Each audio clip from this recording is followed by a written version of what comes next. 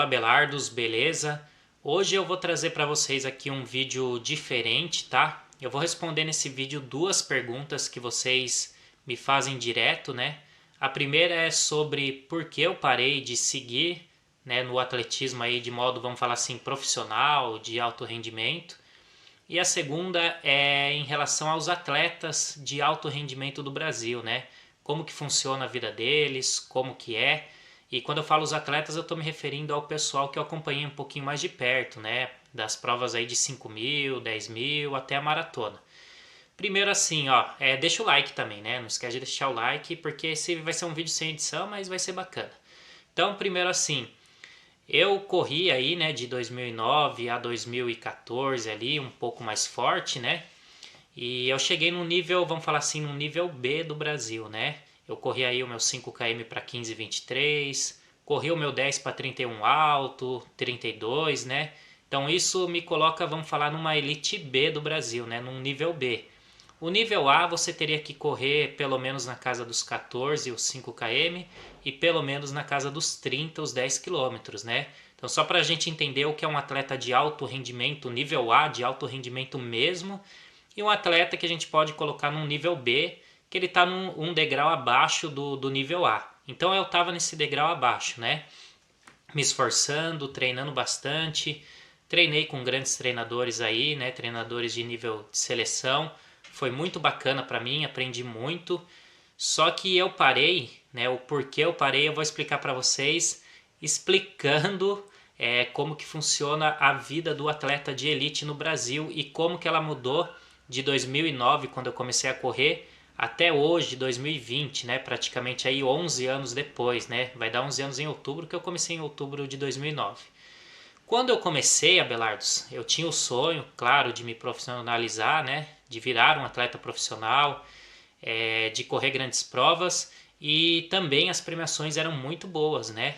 Nessa época aí de 2009, acho que até 2014, 2015, muita prova pagava muito bem. Então todo fim de semana você tinha provas pagando 5.000, 4.000. Às vezes o quinto colocado ainda ganhava 2.500. As grandes provas do Brasil chegavam a dar carro para o primeiro colocado. Eu me lembro que tinha uma prova em Campos do Jordão, que ela dava uma moto para o primeiro. Tinha uma prova também, se não me falha a memória, em Catanduva, que também dava uma moto. Então as premiações nessa época eram muito boas mesmo. E você tinha assim várias provas, né? Você podia escolher para qual prova você ia. Tinha muita prova que pagava muito bem, que valorizava o atleta que corria mais forte, o atleta profissional em si, né? Chegou uma época, Belardos, que assim as provas começaram a crescer muito, né? A gente sabe que a corrida de rua, o mercado da corrida de rua, ele cresceu muito. E o que traz o dinheiro em si pro organizador não são os atletas de elite, que são uma minoria. Vamos colocar aí que o atleta de elite vai dar 1%, 5% de uma prova no total. É muito pouco, né? Às vezes numa prova de elite grande assim, você vai ter ali 15, 20 atletas no masculino e 15, 20, tem prova que tem só 10 atletas de elite no feminino. Então o que gera o dinheiro para o organizador em si são os atletas amadores. Eu percebi, tá? É uma crítica construtiva, que conforme eles foram percebendo isso, eles começaram a diminuir a premiação para os atletas de elite. Então, hoje em dia, muitas provas pagam R$ 1.000 para o primeiro, o quinto no geral, né, que ainda está no pódio, ele ganha R$ 200 só. As provas que antes davam um carro, hoje dá o quê? R$ 2.000, R$ 2.500 para o campeão. E essas provas eu não vou citar nome para não dar ruim para mim, mas são provas de nível grande. Provas que aparecem na televisão, tá? Então, tudo isso, Abelardos, toda essa questão que foi tirando dinheiro, foi desmotivando muito os atletas, né? E eu fui percebendo essa queda quando eu estava correndo. Me surgiu a oportunidade de estudar, fui, abracei e hoje sou professor. Mas eu quero assim que vocês entendam. Então foi por isso que eu parei basicamente, porque para viver do esporte é difícil, né? Só tô dando esse contexto aqui para vocês. Mas o que eu quero que vocês entendam é que os atletas de elite, eles sentiram essa queda também, porém ainda existiam alguns clubes onde eles tinham um salário, né? A gente tinha aí o Cruzeiro, que foi uma equipe que ajudou muitos atletas. A gente teve por um bom tempo aí a Gran Cursos lá de Brasília, que também ajudou vários atletas. A Mizuno, numa época, investiu também em bastante atleta. Nós tínhamos a BMF Bovespa, onde vários atletas treinavam lá e tinham uma estrutura fantástica, um salário bom. E infelizmente tudo isso acabou, né? A Mizuno acho que não patrocina mais atleta de elite, se não me falha aqui a memória, né? Pelo que eu vejo aí. A Gran Cursos não patrocina mais os atletas também, o Cruzeiro também não. A BMF Bovespa, que já foi a Funilense no passado, hoje ela não existe também, né? Isso foi acabando. E essas equipes, para vocês entenderem, elas ajudavam vários atletas, tá? Os atletas tinham um salário ali, eles conseguiam se manter pelo menos. Lembrando para vocês que um atleta de elite no Brasil de corrida, ele não ganha tanto, tá? Vou dar só um contexto aqui. Um atleta mediano de futebol, vamos colocar do time aqui da minha cidade, o Red Bull Bragantino, que subiu para a Série A do Campeonato Brasileiro ano passado. Um atleta mediano aqui, tem atleta aqui que ganha 100 mil reais por mês.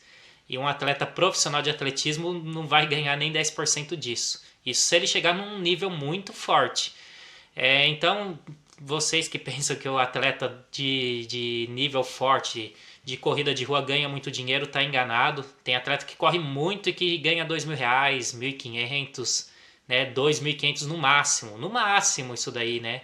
Isso um atleta muito bom, um atleta de seleção, né? Tirando a Bolsa Atleta, é claro que é uma coisa que ajuda, mas não são todos que pegam Bolsa Atleta, né?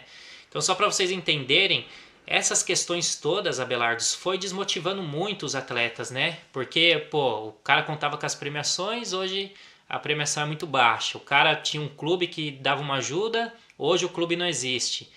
E tudo isso tá fazendo com que o atletismo ele vá caindo um pouco de nível, né? Então muita gente fala assim, nossa, na década de 90, nos anos 2000 ali, no 2005, essa época aí os caras corriam muito mais forte, nananã. Mas também nessa época aí a gente estava numa época diferente, né? Uma época que as premiações ainda estavam boas, algumas provas estavam crescendo e dando ainda boas premiações. Era um outro mercado da corrida de rua, como eu expliquei para vocês, tá? Hoje você pega, eu vejo o pessoal criticando atletas maratonistas do Brasil que correm maratona entre 2h20 e 2h25, critica porque não consegue correr junto com os quenianos e tudo mais. Mas o atleta brasileiro não tem estrutura nenhuma, tá? O cara corre 2h20, 2h25 comendo pão com manteiga. O cara não tem dinheiro às vezes para fazer uma altitude, um trabalho na altitude. O cara não tem condição de fazer um camping. Então, um atleta do Brasil sem estrutura nenhuma e muitas vezes sem salário, ele correr 2h20, 2h25, 2h22 na maratona é espetacular. É espetacular. O que eu estou tentando trazer aqui para vocês é esse contexto. Infelizmente, eu não sei como que vai ser o futuro do atletismo, né? Na parte das corridas de rua. Não sei se vai vir uma nova geração. Eu não sei se a gente vai continuar dando sequência, porque os atletas estão cada vez mais desmotivados, tá? Muitos têm que treinar e trabalhar. E aí, treinando e trabalhando, é muito difícil de você chegar num nível olímpico, num nível do mundial. E infelizmente é isso, né? As provas também não valorizam. E essa é a questão, esse é o contexto aí que a gente vive no esporte de alto rendimento do Brasil, né? Tô falando isso porque só para vocês entenderem, né? Por isso que eu tô falando. E também assim, vai que tem algum empresário, alguém aqui que está assistindo e você admira de repente um atleta de elite, você segue ele nas redes sociais, sabe as marcas que ele faz, pô, entre em contato, patrocina ele, cara. Tenho certeza que ele não vai falar para você, me dá 5 mil reais por mês. Às vezes você ajudando com 500 reais por mês, você já está valorizando esse atleta e isso pode fazer com que ele não pare. Porque senão, infelizmente, né, na minha visão, o atletismo cada vez ele vai passar mais apuro, né? Os atletas vão passar mais apuro, vários talentos vão continuar sendo desperdiçados, porque infelizmente a gente precisa de dinheiro para conseguir treinar e para sobreviver também, né, Abelardos? Então é um vídeo assim mais tranquilo que eu estou trazendo para vocês, explicando porque eu parei, porque eu fui parando. Eu poderia ter continuado para chegar nesse nível, né, que leva anos, a gente sabe. Mas também se chega, tem toda essa questão e eu pensei muito nisso, né? Eu tenho minha família, eu sempre quis ajudar a minha família. Então hoje, falando aqui para vocês abertamente, como professor eu ganho muito mais do que se eu fosse um atleta de alto rendimento, entendeu? E inclusive eu tenho um projeto que eu quero ajudar alguns atletas aí, né? Não tem condição de dar um salário muito bom, mas eu pretendo aí escolher 1 ou 2 atletas e patrocinar com algum valor aí por mês. Então essa iniciativa é uma coisa que eu vou tomar. E como eu falei, se tiver alguém que também for tocado aí com esse vídeo, procura um atleta, ajuda ele. A gente tem grandes talentos, né? A gente tem um menino muito bom aí que está surgindo, que se chama Daniel Ferreira do Nascimento, que ganhou a meia de São Paulo, foi o melhor brasileiro na São Silvestre, e acho que ele tem 22, 23 anos, né? Então esse menino aí faz parte da nova geração também, só estou dando um exemplo entre tantos outros, tá bom? Mas é isso, Abelardos.